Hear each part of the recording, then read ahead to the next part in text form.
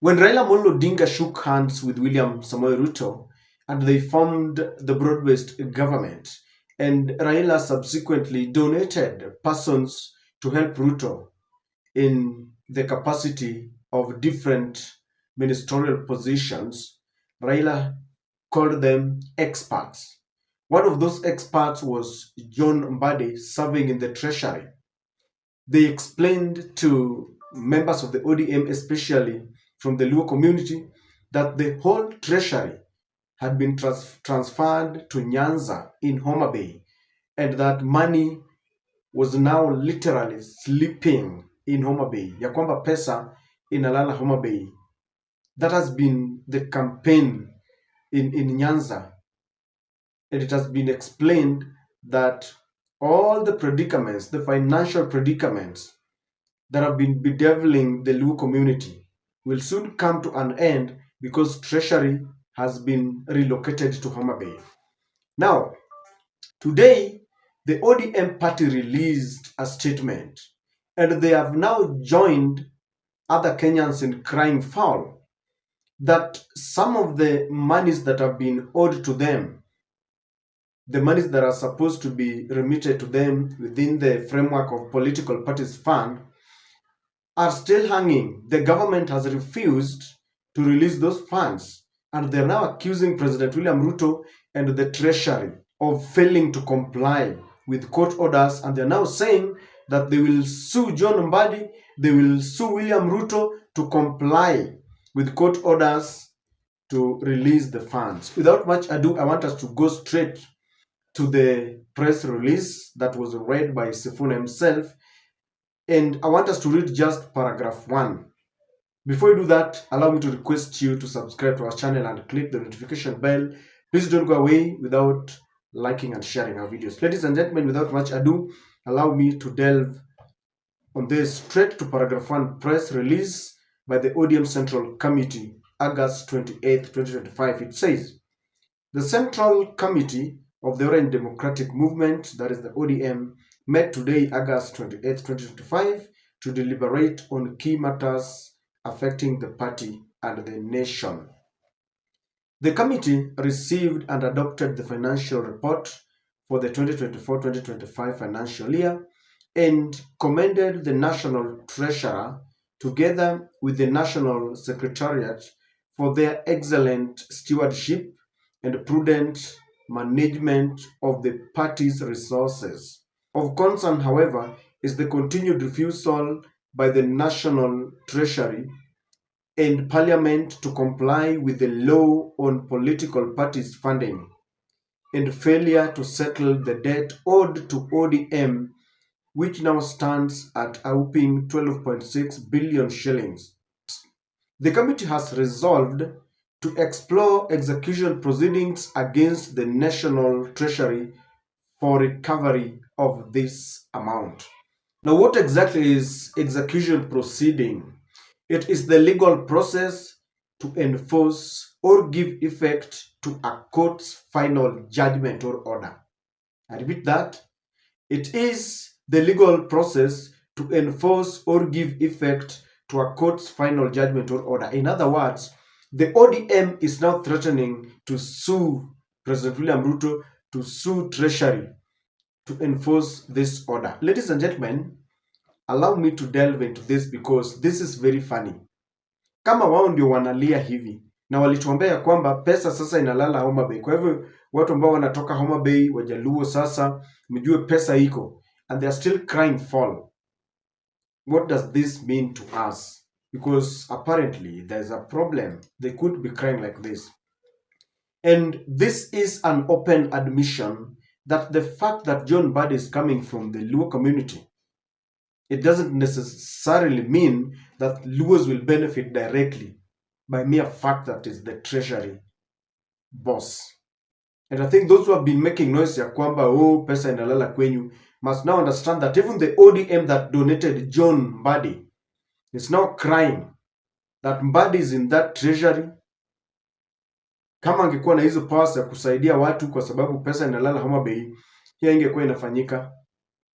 We must agree on that, because I'm saying this because kuna watu ambao wameamini ya kwamba now that wako na treasury shida zao zitaisha. But this is a clear admission that you just need to work hard. You're not going to sit there because treasury is there. Number two, our problems are not going to be solved by ministers. Those who are appointed in those several ministerial positions will help themselves. And I want to tell you that we need a government, or rather a nation, where it will not matter who is in that position, whether ni Mjaluo, Mkisi, Mkamba, Mkikuyu, awe ni Meru, anatoka Coast, anatoka Ogiek. As long as systems can work, it won't matter who is there. Whether treasury inalala Kiambu, ama Siaya, ama Mombasa, popote, ama inalala pale Mandera.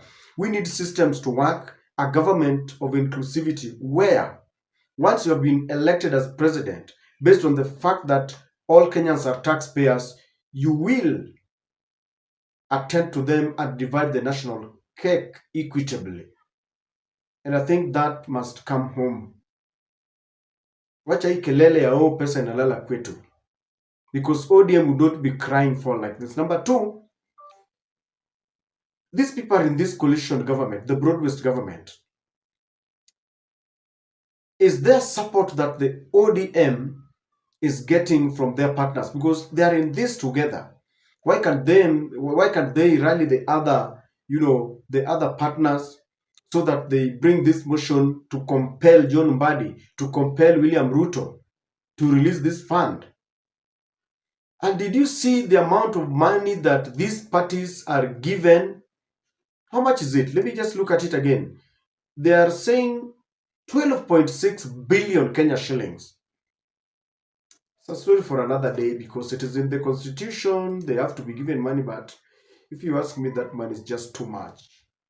I don't know what help ODM and UDA and PNU and that is helping us with, but I know within the constitution, we passed that constitution and they are given some money, but I think this is just too much money to be given to these parties, and I wonder whether they are very effective. I don't know.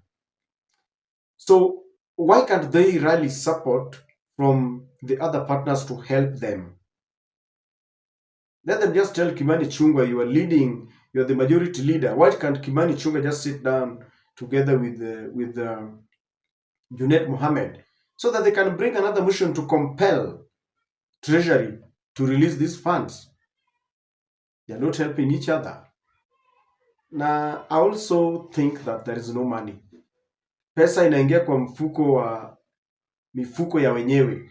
Individuals are benefiting.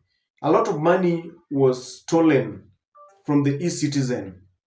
A lot is still being stolen using this SHA. All these projects are benefiting individuals. So I think there is definitely a problem and they are revealing it themselves. Number three, they can easily talk to William Ruto directly. When you see a politician coming out and telling people publicly what is happening, then you know there is a problem. I mean, not unless they want to joke around with us or hoodwink us in some way. Raila and Ruto sit together almost every day. Raila can pick a call and, just a phone and call William Ruto. Mwambie, brother, pesa is atupati. Now to the tune of billions, and it is 12 billion shillings, it means they have even tried. For them now to resolve that they want to invoke legal proceedings and processes against William Ruto and Treasury, then it means there is a problem. Maybe they have talked to William Ruto's, nothing is happening. I thought these were friends. They had said sometimes back that they have stabilized this government and therefore the government should listen to them. If I had an opportunity, I would ask lawyer Opondo Kaluma, maybe, I'm not a lawyer, maybe there's a legal challenge or there's a stumbling block. I would have asked him because he's always very happy, over the moon with joy about the broad-based government. But for ODM to come out publicly and accuse Treasury, accuse William Ruto, two things. Either they just want us to to feel that people are equal, that as much as we are suffering, they're also suffering, sort of. I thought they are supposed to promote broad-based government and tell us that William Ruto is the best thing that ever came. Kenya imechelewa. That's what Ruto says. Kenya imechelewa. Ruto was brought by fate to come and help Kenya. Yet ODM is crying the same way we do. So who is safe? I don't know whether you get what I mean, but I'm reading mischief here. Bottom line is, a ministerial position will only help individuals. We need structures, not people from your community. We need systems to work.